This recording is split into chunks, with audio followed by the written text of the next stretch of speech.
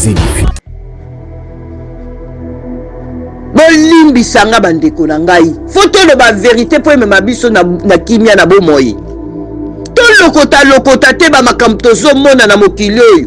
To sala nzambe tata lobi na biso discipline spirituelle et bandaka na parole de Dieu, méditation de la parole de Dieu. Et il y a prière, des jeûnes et prières. Yango eko sala ki tozala discipliné toko kota na ba makambo te kuna basali boy kuna balobi boy kuna sali boy biso to continuer ko prier pour royaume de cieux comme proche.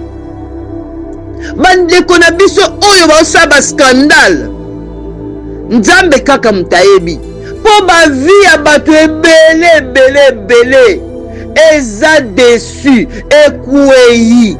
Mais nazo yebisa bino bandeko na nga oboyoki bozoyoka ba scandale wana bokweisama te bolemba te na foi na bino botelema parce que œuvre monguna alingi yango wana alingi mona bana nzambe balembi alingi mona bana nzambe vandi na bango wana ye abeti maboko mais ndeko na ngai nzambe tata kelaka yo na ndeko ya kwei te nzambe tata akela yo na ndeko boye te kolandate. C'est vrai, ba verset est belé. Mais loko na koloba, discipline au tata lobi. Comment yo kei ko sale la nzambe? Parce qu'avant kende kuno priya ki o sala ki jeûne prière. Bo kei ko sala ba makamna bino auto yemba, auto teya, auto évangéliser. Comment yo za rempli du Saint-Esprit? Ok, na na chambre moko boy. Hey, si quand bobanda qui na prière, bobanda qui na discussion. Oh, na kui, oh kuna kui, oh faute ya oyo, faute ya batu nyonso. Faute ya batu nyonso. Mutu aza na raison te, mutu aza na tort te. Bango nyonso baza ko kweisama, baza na tort. Parce que celui qui est en Christ, il a revêtu du Saint-Esprit, a coquille qui sa coupé comme ça. Ce qui est à pour que soukola, ce qui est à pour que des besoins naïe, ou ce qui est à zanaï marié na makam na bango. Hein? Bolingi boko sabanani. Bolingi boko sabanani. Sextape comment nangoneti batu bazotala publicité ou bien toni total information. Qu'est-ce qui se passe dans le corps du Christ? Bande koto fungola misu. Monguna yeko ravager internet. Botala combien de vues eza na bama biloko wana? Eza chaîne qui vous édifie.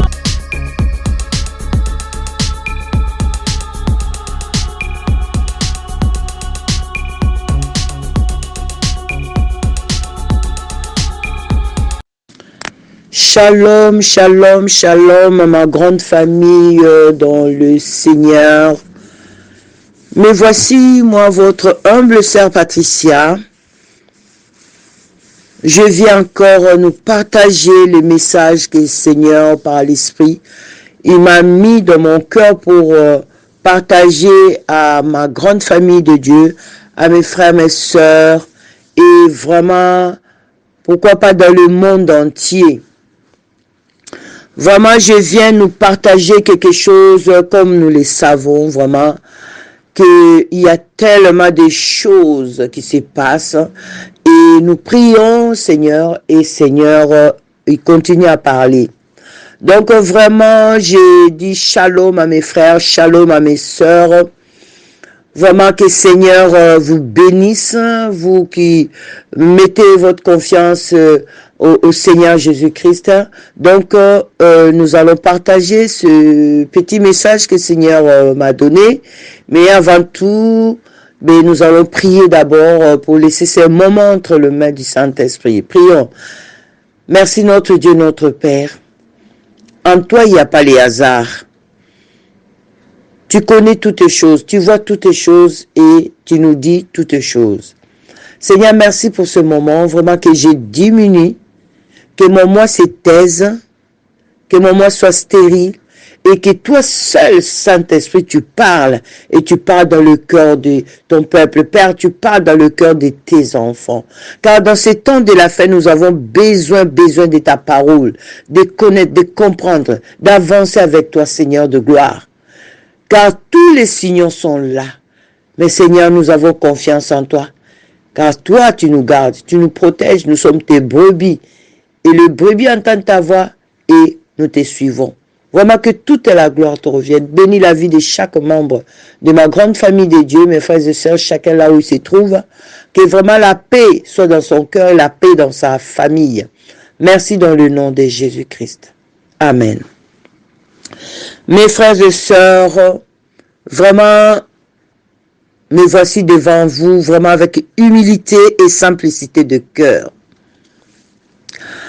Je viens pour nous partager tout ce que nous sommes en train d'écouter là. Tout ce que nous sommes en train de voir maintenant de nos propres yeux. Tozo mona na misu na biso batu. Mena ye ko moni sabino oyo nzambe tata na biso alingi po na biso ba oyo ya ye. Na yango avana kende musika avana tanga liloba na nzambe ndeko na ngai ya mwasi mobali mama ya likambo na mokolo ya lelo oyo eza important na bavi na biso eza to méditer parole de Dieu. Seigneur alobi na yebisa bino pe lisusu to méditer parole de Dieu et to pratiquer yango, to pratiquer parole de Dieu. Et loko ezo sala défaut mukola lelo ke bana nzambe bazo yeba nini basala te, bazo yeba pa ini to komite, bazo yeba pourquoi loko ekomeli corps du Christ, pourquoi bazaka na kati ya ba kotatoni na kati ya ba émotion na kati ya ko se poser ba question. Tata lobi mingi bazo tanga liloba na nzambe te. Liloba na nzambe yango eza lumière po na biso. Po to tambola na mokili oyo eza liloba na nzambe. Baskandalo nyonso ezo salema oyo. Soki okena liloba na nzambe, okomona yango pe koningisa yo te. Na yango ndeko vraiment na sengi ofungola matoyi oyo ka partage oyo. Et puis ceux qui ont ko bomba te pesa pe partager na bandeko mususu pour pe lingomba na yesu bika pour kolo sala lingomba na yepo bika na yebisa bino secret tata yebisinga alobi lingomba na ngai yesu alobi lingomba na ngai ekweyaka te, lingomba ya yesu ekweyaka te, lingomba ya yesu ekufaka te, lingomba ya yesu ebulunganaka te. Alobi oyo ya ye ezalaka kaka etelema. Mama ya likambo ezali ndeko mwasi ndeko mobali lukaka oyo olingi ya yesu oyo ya distraction oyo eza ya monguna. Soki olingi ka ya yesu alors kota na makomami na ye po yesu nde wana makomami na ye. Si tu veux vraiment être un enfant intègre, un disciple intègre, choisis les camps. Parce que Seigneur dit, son œuvre ne faillira jamais. Même si on voit tout ce qui se passe, Seigneur dit, son œuvre ne faillira jamais. Alors, mon frère, ma sœur, choisis ton camp. Est-ce que tu veux le camp de Jésus-Christ qui ne faillit jamais ou qui ne faillira jamais, ou tu veux le camp de l'ennemi qui faillit toujours? Maintenant, c'est à toi de faire ton choix. Donc, nous allons partager la parole de Dieu. Et le message est là-dedans. Ouvrons nos Bibles, ouvrons la parole de Dieu. Nous allons méditer dans le livre de Matthieu chapitre 18, verset 7. Nous allons prendre quelques versets et ça va nous éclairer. Matthieu chapitre 18, verset 7. La parole de Dieu nous dit, je lis au nom de Jésus-Christ. Malheur au monde à cause de pièges. Il y a des versions qui disent malheur au monde à cause des scandales. À cause des scandales. Les scandales sont inévitables, mais malheur à l'homme qui en est responsable. Malheur au monde à cause des pièges, c'est-à-dire scandales. Les pièges sont inévitables, mais malheur à l'homme qui en est responsable. Ce qui bolandi na c'est écrit: si ta main ou ton pied te pousse à mal agir, coupe-les et jette-les loin de toi. Mieux vaut pour toi entrer dans la vie boiteux ou manchon que d'avoir 2 pieds ou 2 mains et d'être jeté dans le feu éternel. Nous allons encore prendre Luc. Luc chapitre 17 verset 1. Jésus dit à ses disciples, je lis au nom de Jésus.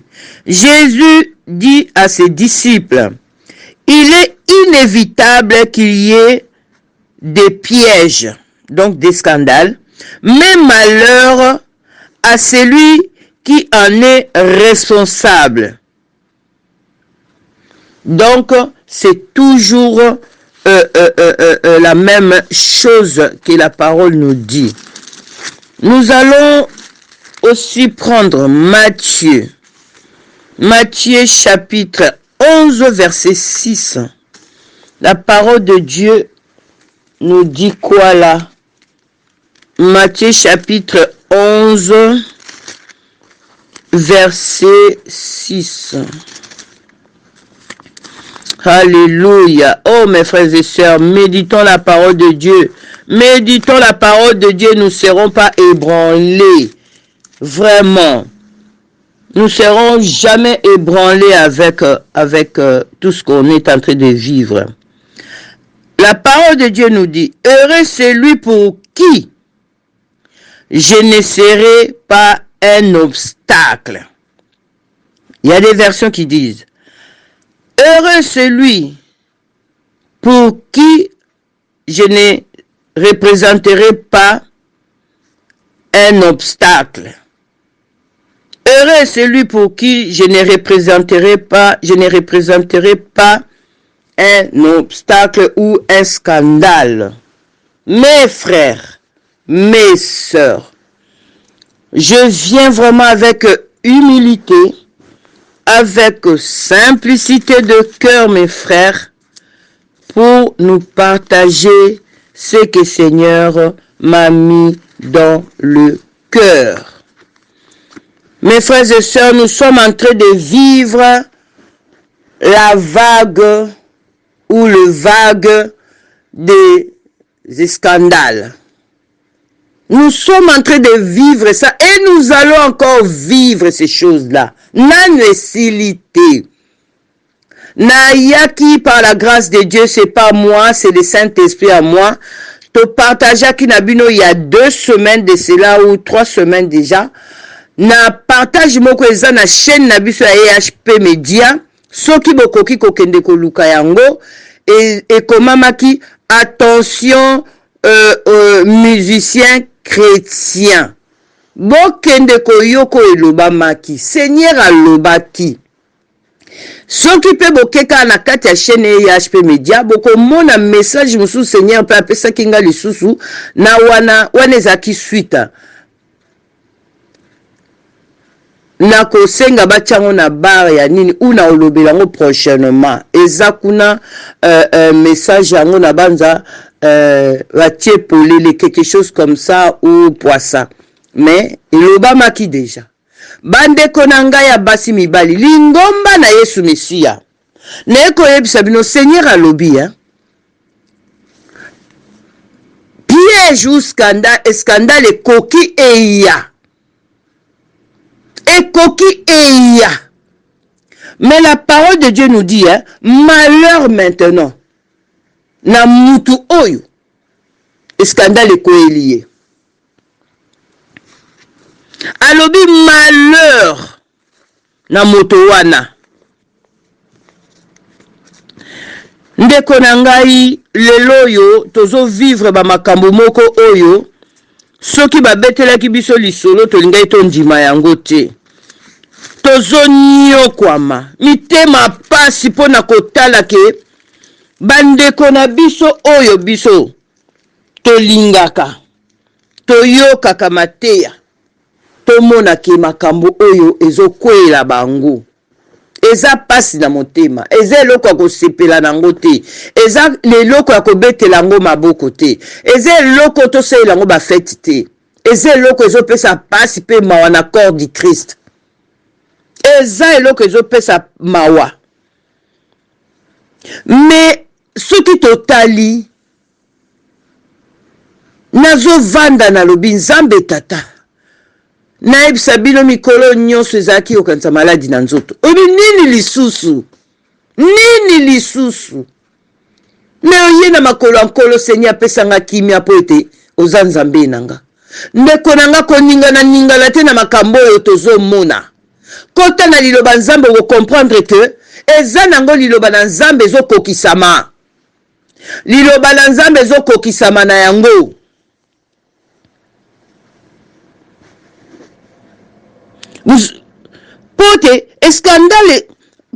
Le scandale est fondé sur la corruption qui règne dans l'église, qui règne dans ce monde. Tu vois? Scandale est fondé la corruption. Oh, ils ont régné dans le monde, ils ont régné dans l'église. Et ils s'appellent sur la sagesse de Dieu pour ses enfants. Pour ma bena malamu yebana, pour ma bena malamu na ba vie e monana. C'est biso sikoyo to yeba nini to osala. C'est vrai bandeko na biso bazo kweya na bango. Peut-être biso pe tozana mwa ba o ezo se pesa Nzambe te na bakanda, na kofinga, na kotonga, na kotiola. Mais oyo ekomi ya polele tosala nini biso bandeko. Liloba ya Nzambe lobi to pardonner. Toza bana Nzambe to sandeni. To pardonner kakati. To pardonner kaka. Mais na bon motole msobi mais to pardonner ti wapi. Mais to pardonner kaka. Mais siko liloba Nzambe lobi na biso yo wana oyo kiki ezo memisoka lisumu. Kamata kiki wana kata yango loboko kata likolo kata vomio kota na royaume des cieux. Na loboko ya ndambu, na kiki ya ndambu, na lokolo ya ndambu. Ke okota mobimba, me okotela na nzela ya enfer. Mais loko nkolo alobeli ngai alobi na corps du Christ tozangi discipline eloko babengi discipline ezo manqué na corps du Christ. Tout est permis mukola lelo toko lokota makambo mokili tokotisi yango na lingomba. Boyebi na France, na États-Unis, na Londres, mokili esala ba émission nango. Na France babenga yango The Voice. Parce que tokoloba ba vérité. The Voice wana ezali ba ponaka ba chanteur ba embaka bien, ba salaka nini. Ale bazui ba chanteur ba komo pona yo yembaki bien le kabo. Yo le yembaki mabe le kabo. Koma biso toko lokota biloko wana tokotisango na corps du Christ. Na lobeli The Voice eza mokili mobimba, États-Unis, Londres, France, partout mokili esala bemission na bango. Yango na ndeko na ngai bino bozozala fanatisme ya nyonso. Bomone elokotami na gauche, elokotami na droite, elokotami na poto. Ale bino soki bolokoti yango bino bosala yango vraiment extravagance. bolimbisanga bandeko na ngai faut toloba vérité po emema biso na kimia na bomoi tolokota te bamakambo tozomona na mokili oyo tosala nzambe tata alobi na biso discipline spirituelle ebandaka na parole de Dieu, méditation de la parole de Dieu et tant il y a prière des jeûnes et prières yango ekosala ke tozala discipliné tokokota na bamakambo te kuna basali boye kuna balobi boye kuna esali boye biso tokontinue koprier pour royaume de cieux ekomi proche.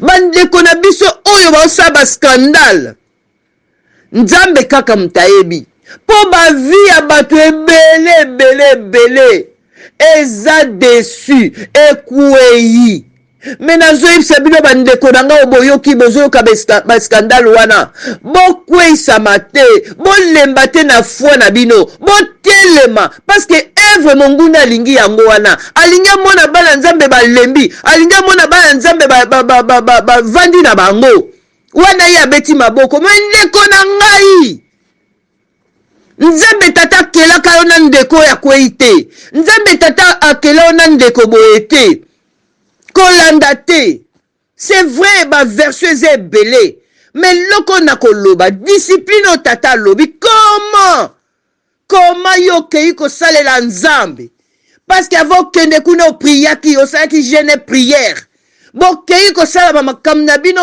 otoyemba ototeya otoevangelize comment yo oza rempli du Saint-Esprit okei na mpe na chambre moko boye hey, siko bobandaki na prière bobandaki na discussion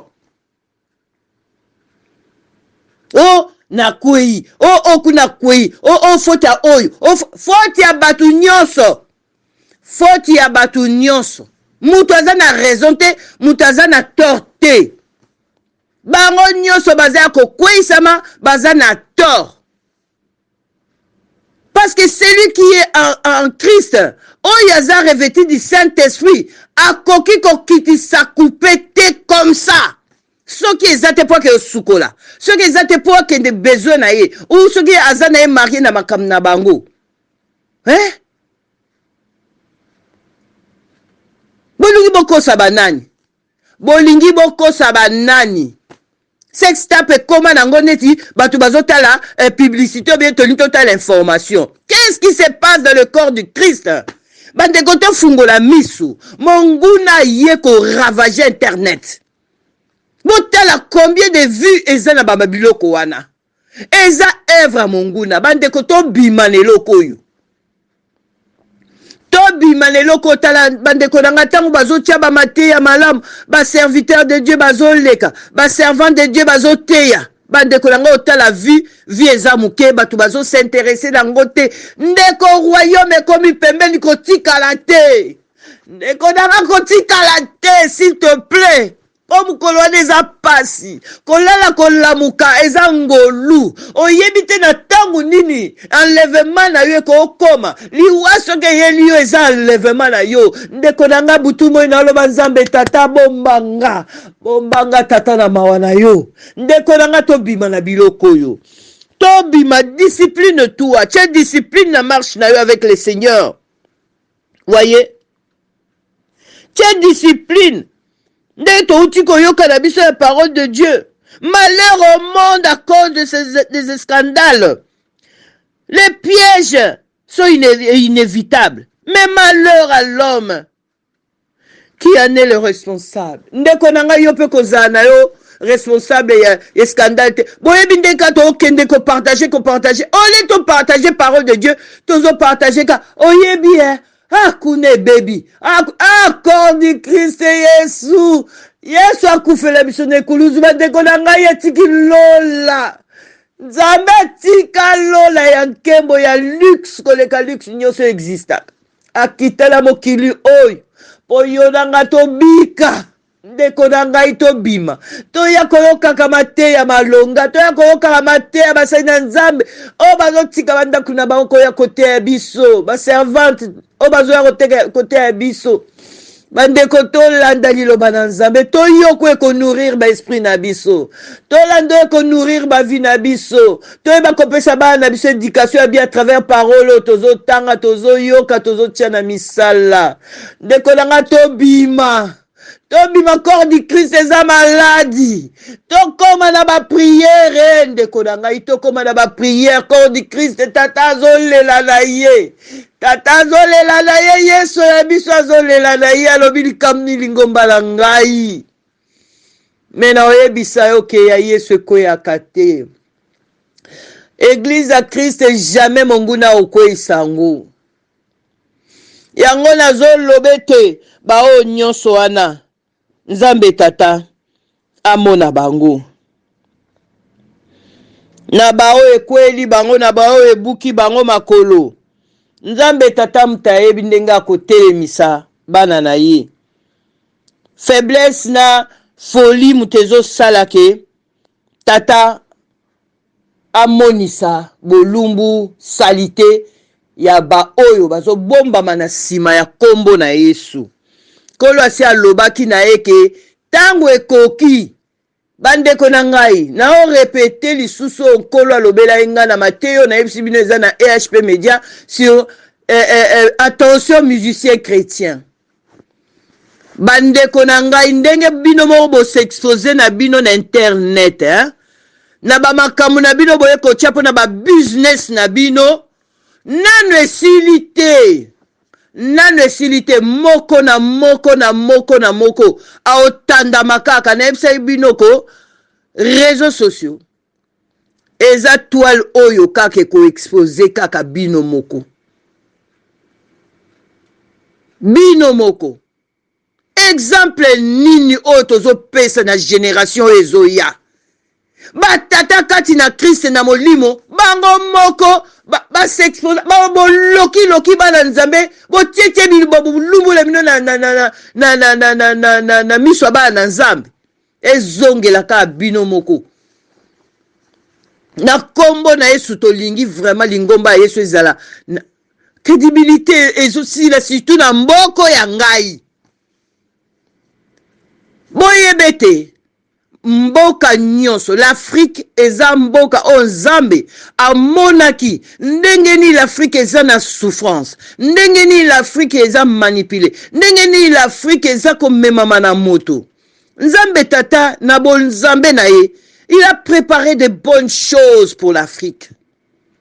Mais kaka kuna eloko tozoyeba te siko Nzambe aponaka moto Nzambe aponaka monguna zara toujours na sima po ya ko déranger to soso la bamboka na biso eza bamboko Nzambe alingia sa malamu mais kaka kuna pas vraiment mabe ezo bima koleka kutu na ba place musozo toloba kaka en Europe kuna mbule kobeta en Europe kuna ba kosala boy en Europe ba osala boy les guerres là nazo kamwa basai na ba journaliste o kingandi aloba ki bomonte kokisa miaza nani kingandi wana bo kumisaka oh il avait raison oh il a prédit azanani po Bible muteloba makamba ba guerre Bible loba makamba ba tremblement de terre Yesu aussi a prédit biloko nyoso wana boyaka oyebisa biso ah il avait raison ah tel il avait raison aloba boye alors botika kokwesa bana na Nzambe na séduction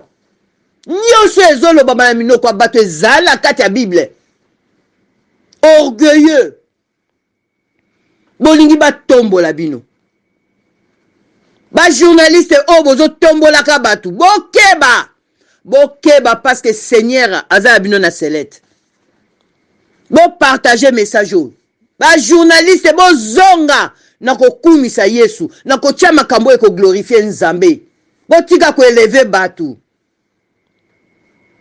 ok pardon toko pardonner tozo pardonner kaka pardon tozo pardonner mais nazo lobala bino batu nyonso na besoin de délivrance bazala besoin de délivrance ba délivrer bango na ba kiki na bango ba délivrer bango na makolo na bango ba délivrer bango na ma pensée na bango ba délivrer bango et puis encore ce qui est vraiment ignoble l'abomination hey Ole bokende nzela o nzambe tata sala na ye. Na lobi pete na pousse bino na mabe.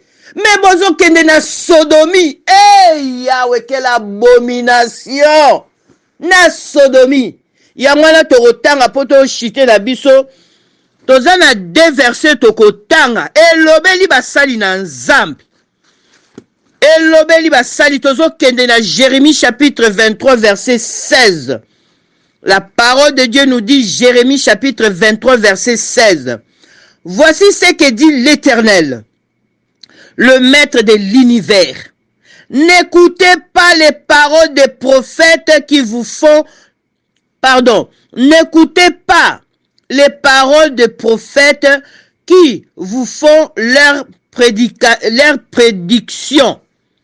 Ils vous entraînent dans l'illusion. Ils transmettent les visions de leur invention et non ce qui vient de la bouche de l'Éternel. Ils répètent à ceux qui me méprisent. L'Éternel a dit, vous aurez la paix. À tous ceux qui, continuent de konanga. Mais liloba nzambo na oloba ngaite, Jérémie. Jérémie dit, voici ce que dit l'Éternel, le maître de l'univers. N'écoutez pas les paroles des prétendus prophètes qui vous font leurs prédictions. Ils vous entraînent dans l'illusion. Ils transmettent les visions de leur invention et non ce qui vient de la bouche de l'Éternel. Biso bana nzambe tolingi prophétie na gauche, prophétie na droite, Kolo alobela ki Jérémie oloba, liloba nzambe lobi. Boyoka bango te. Tala ba prophétie moko ezanga mutuna makolo. Prophétie moko ekote ya meme nyamate. O nani moko aza kote moko boya sali soki nini. O tala boye basala ki boye. Ko sabatu, ko futa babo. Nzambe tata ko continue ko confondre batu wana. Boka mwate, tangu na bango ekoki ba oza pole. Mais bon, yé babaza tellement na ruse ya diable. Bakoya toujours ko se défendre. Oh non, ngate, ngai boye, nga boye. Bible lobi na biso. To continue na verset na biso. Oh, tozo kitana yango. Alléluia. Oh Seigneur Jésus. Seigneur, aide-nous biso bana yo. Bakosi biso nzambe tata. Telemana nkembo na yo nkolo. Yaka kosala Ève na yo na mitema ya bana yo. La parole de Dieu nous dit, Matthieu chapitre 7 verset 15. Méfiez-vous des prétendus prophètes. Ils viennent à vous en vêtements de brebis, mais au-dedans, ce sont des loups voraces. Vous les reconnaîtrez à leurs fruits. Et ceux qui bokiti na sepa ibayebisa biso nzete na nzete ndenge nini e produisaka ba fruit na yango. Nzete ya biso ya mobeso eza Yesu. Ba oyo bazako kokana na nzete na ba nzete o Yesu abimisi ezaka na ba bon fruit. Ezaka na ba prophétie o ezopesa vie. Ezaka ba prophétie ezo changer ba vie abatu. Yo ya koyebisa biso yo mona manga abota lipela. Ba profession bozo betela maboko me loko na yebisa bino ba na nzambe e loko mo tozo bosana. Ke bandeko na biso o bavandi na ba église wana. To komi na tangu to bondela pona bango. To komi na tangu to bondela pona bango bozo mona teke na ba église wana batu ba otonda kaka. Pasteur akwei, prophète akwei, bakangie na maloba boye, azo sana ye ba pétasse na ye, azo sana ye ba oyo ya lingi bo limbisanga terme parce que ça va pas. Me bandimi ba obeta maboko, ndeko nanga tola la pongite to bondela pona milimo bana nzambe, parce que bazana envoûtement. yango to bandana ko désenvoûter basali wana na ba prière bana nzambe bakoma désenvoûter to seka kaka te bandeko na nga ntango eza mabe tolobaki to partageaki mikolo elekaki tolobaki ça va être chaud et ozala chaud yango ya bandeko na nga ole tovanda kaka toyotala kaka boye soki otali scandale moko na internet ndeko na nga kotela yango prière buka oyo eza ya kobuka bebisa oyo eza ya kobebisa corps du Christ akozala maladi te corps du Christ ekozala maladi te Matthieu 24 yebisi biso Matthieu 24 oh Seigneur de gloire Yesu il s'élèvera des prétendus prophètes bino moko bokomona bango na bafui bible ekosaka te bandeko totanga bible totanga parole de Dieu tokoyeba bango na misala na bango na bambuma maloba balobaka nzambe nini Pierre nini Jean nini na ba apôtre de ya Yesu bakomaki komultiplier bambongo ezobima euti soki wapi ezokweya tozomona bapièce d'or bapièce d'argent ezobima boye ata kutu po ndeko na biso tata Pierre alobaki ke ce que j'ai je te donne mais ntango alobaki je te donne apesaki bango mbongo to apesaki bango eza ya nzambe. Pourquoi les loyaux? Yango, Afrique, bozo tumbo la kanda nzambe. Congo zo tumbo la kanda nzambe. Côte d'Ivoire zo tumbo la kanda nzambe. Cameroun zo tumbo la kanda nzambe. Bande konanga nzambe tata. Apesa aka moi discipline po batu bazonga na droit chemin. Bamboko natangi wana. Nzambe tata linga se manifester. Donc, repentez-vous. To sale ke liloba ya nzambe zwa place nango. Bana na nzambe bazala sauver. Milimo bana nzambe zala sauver. Tata lobi c'est la discipline spirituelle. La discipline en tant que bana na nzambe. Yako tanga parole de Dieu.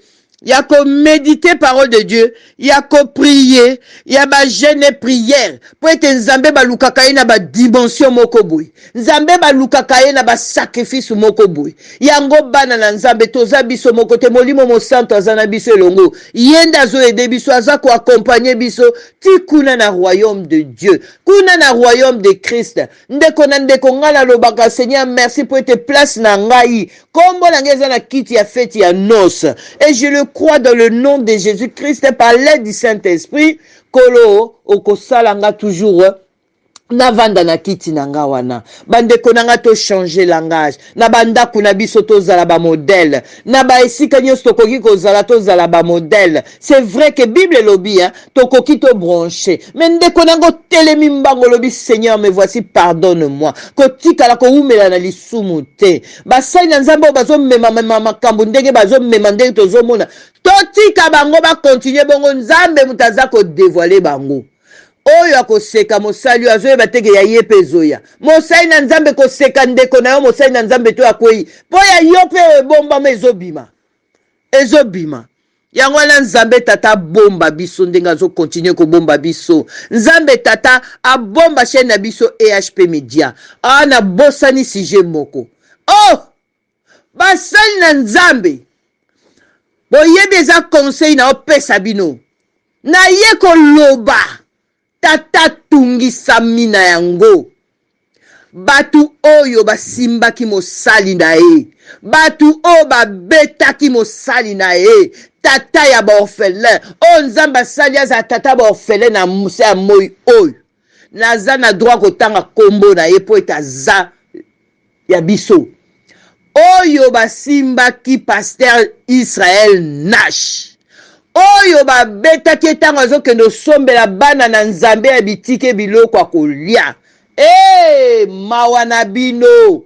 Mawana bino po kalate ya bino pe toko mona yango. Kalate toko vivre o ya bino pe. Bo simbi eloko kote ba simba kate. Ezate po na Israel nashi. Non. Bo simbi mosalo yo nzamba pesa ya bana wana. Bo zui bo yibi mbongo ya bana wana. Bandeko. Ou bo se repentir, boye bozongi simbongo wana au centuple. Kola olimbi sabino. Au centuple. Pas au cas bozongi, mais au centuple. Sinote. Bino moko boko miyeba. Po kimia soke zangi mutu etikali sou vite. Boko zanga telma kimia. Maloba na bino eko tatone. Mosali na nzambe oya tinda ki batuwana. Sepela ke pase Israel nasha zo bomba kombo na yo. Me yeba yango. Ke nzamba anzamba ba revelation. Na mabonde liyo to bonde la tata ko revele biso. Oza nani. Oza nani. Yangwana yo pe lokolo simbi ndeko na yo. Otindi batu babeta ye. Po kangisa ye munoko. Obosa ni po nzamba linga fungola lisusu munoko wano yo kangisaki. Akoloba. Lobo zala nzambe. Me soki ozakaka lokola biso. Nzambe tata ko bimisa yo polele. Escroc. Nzambe tata obimisa yo polele. Méchant. Orgueilleux. Comment tu peux faire à ton frère ça? Comment? Bana nzambe loko to bosa que Dieu voit tout. Tango tindi batu. Tango batu wana ba tata zo mona ngolo kwa spectacle. Tata zo mona ndenge zo tinda. Tata zo mona ndenge bazo kende. Tata zo mona ndenge ba beti tata patiki alobi bobeta. Bo simba. Me boko mona. Yango wana bandeko nanga. Tobondela na biso ya solo. Kati na lingomba la Christ, il y a des infiltrés. Il y a des infiltrés bazo kosa. Ba oyela biso ba maloba milai. Ba oyela biso ba prophétie bele. Nzoke za yango ya lokuta. Bazo bomba masima nzambe sima kombo ya Yesu. Po ba s'enrichir. Ba komi ko forcer œuvre de Dieu. Ba komi ko forcer ba titre. Ba komi ko se forcer mon kilo ba mona bango baza quelque chose. Mais devant Dieu, vous êtes des malheureux. Seigneur ne vous qualifie même pas. Comment tu peux faire ça ton frère? Kobeti sandeko na yo. Mena nyonso na nzambe lokumu ezonge pai na yo. Yango ya tata na pamboli yo ndenge oza nzambe na biso. Zwa lokumu tata. Na pamboli yo ndenge babetaki mwana yo. Na pamboli nzambe. Po ete komi tangu kaka nyonso na eko mona mapona lokumu na nzambe. Kala te bandeko nanga to bando vivre ka ba série na ba série mais biso to telema na libondeli to telema to kima ba distraction. Vraiment kolo abatela biso abomba biso ndenga zo bomba biso. Bo partager liyoba ya nzambe po ete vérité fo elobama vérité fo yebana. Merci libota na nzambe na pamboli chaîne na biso ya EHP Media, ba journaliste na biso, ba technique na kolo alobaki. À travers chaîne EHP Media, nzambe akosala kaka lisu ya minene. À travers chaîne oyo ba vérité ko bima. Ba makambo ebombama na batu ebele. Eko bima batu bako yaka ko témoigner na chaîne ya EHP Media. Yango bandeko totalaka EHP Media. To bondela po na chaîne oyo eza ya nzambe. To bondela. Po bana na bien o bana kati. Monguna aza rusé. Ba kola bomba bango. Ba luka bango te. Ba beta bango te. Men kolo a bomba bango. O ako simba bango. Eza kwa simbi lisu na nzambe. Yango wana kolo merci. Tata na pambolio na kumisio na opesi biso lisusu. Na mokona lelo. Kolo lingi tozala ébranlé te. Mais olingi tozala inébranlable. Zwa lokumu nzambe. Zwa masanjoli po etobongi na yango. Yawe tata liloba nu elobi tolimbisa bana na yo baza kokweya par-ci baza kokweya par là na ekobo bazokweya ntango nyonso. Nzambe tata yo ndo oyebi bango koleka biso, sala oyo ezali volonté na yo nzambe. Biso tosengi kolo to continue koumela na kimia oyo opesi biso. Telemisa ba oyo ya yo nkolo batelema, vandisa na bakiti pe oyo basengeli bavanda na bakiti po baenseigner bango po bateya bango. Babiloko pe ezali ya yo to bato baza kofabrike par-ci par-là na kombo ya Yesu nkolo, tia yango mosika ya biso bana yo na kombo na Yesu. Nzambe biso nyonso na mokilo eza ba pasteur, ba apôtre, ba prophète, ba docteur, apôtre. Biso nyonso tozaka bana na yo, mutu aza likolo ya muninga azate. Biso nyonso toyokaka yo, biso nyonso tozwaka kepai na yo, biso nyonso totelaka yo Yesu Messia par le Saint-Esprit azakati na biso. Nzambe tata continue ko régner. Tata otia biso na mokilo poto glorifier yo. O créa biso poto glorifier yo. Ezanelo musute que gloire, gloire, gloire à notre Dieu dans le nom de Jésus-Christ. Saint-Esprit continue à nous aider, à nous façonner. Que toute la gloire te revienne. Bénis les chaînes EHP Média, la chaîne EHP Média. Oh Seigneur, bénis tes serviteurs qui passent par là. Seigneur de gloire, bénis tes serviteurs, tes servantes.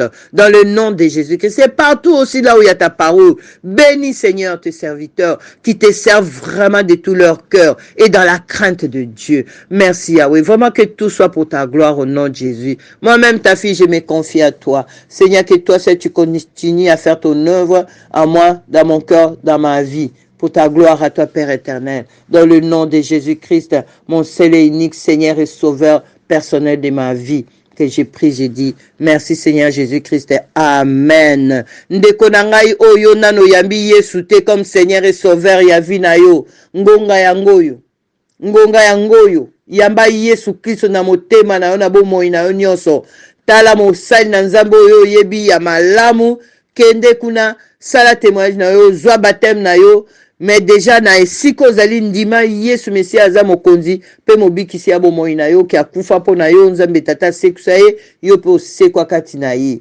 Yango kolo abomba biso na kombo na Yesu, soki lola eye nanu te, soki Yesu aye nanu te. Donc par la grâce de Dieu tokomona na biso, tokoyoka na biso prochainement na kombo na Yesu na lobi na bino. Paix, shalom, namabota nabino, na lingi bino mingi, je vous aime au nom de Jésus-Christ. Ciao, ciao, au revoir. Chaîne qui vous édifie.